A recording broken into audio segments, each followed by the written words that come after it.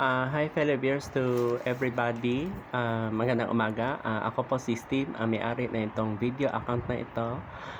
By the way, this is my first time gumawa ng video na bilingual language. Hindi dalawang language ang gagamitin ko. Una is English at ang isa naman ay Filipino, which is national language. Tagalog. Okay, by the way, ang aking video na aking gagawin ay tungkol to sa pagkamatay ni Archbishop Emeritus ng Haro, that is found in Iloilo.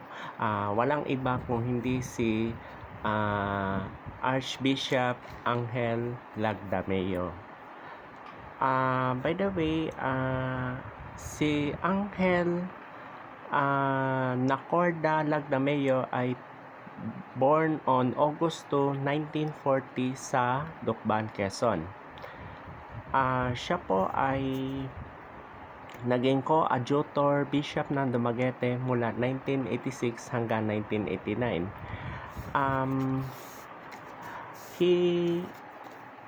He was Archbishop ng Haro, Iloilo from May 9, 2000 hanggang February 14, 2018. So, naging sikat siya doon. Then, siya ay former chairman ng Office of the Laity of the Federation of Asian Bishops Conferences.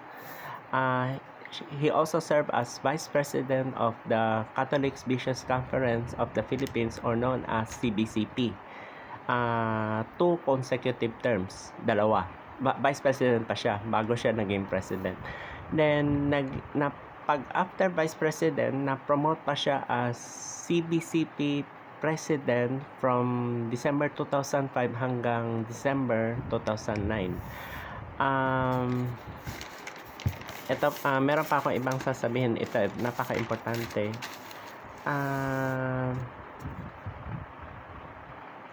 By the way, yung mga nagtatanong na kung kailan ba siya naging ordained priest sa Diocese ng Lucena, kasi yan ang hometown province niya.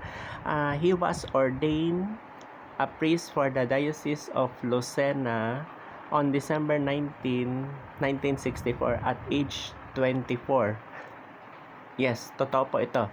Naging parish siya sa edad na 24 years old. Ganon siya kabata. Then, he was appointed Auxiliary Bishop ng Cebu June 1980. So, yun po.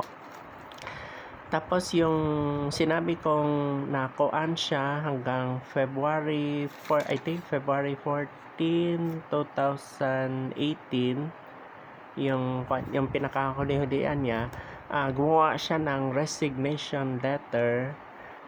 Tinanggap naman ng Pope Francis mismo sa Vatican City at age 77 during that time, kasi ang birthday niya kasi is August 2, 1940.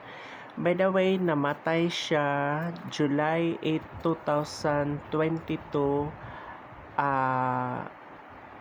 alas 8 ng umaga.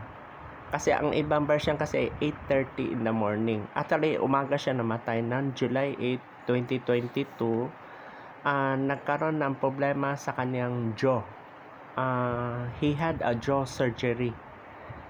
Yun ang cause of death. Yun ang confirmation ko as a necrological findings. So, yun po.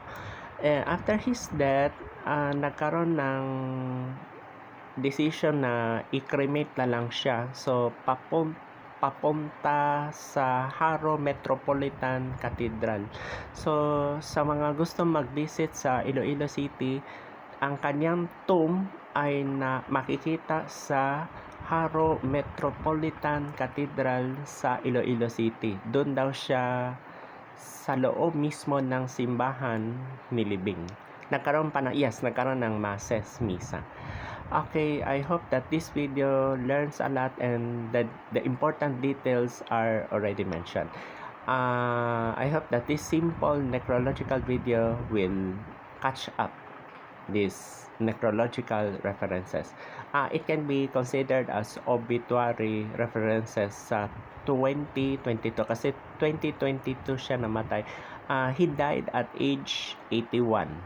81. So, yun lang po ang important details na nasabi ko. Thank you for listening. Good morning at magandang umaga sa inyo lahat.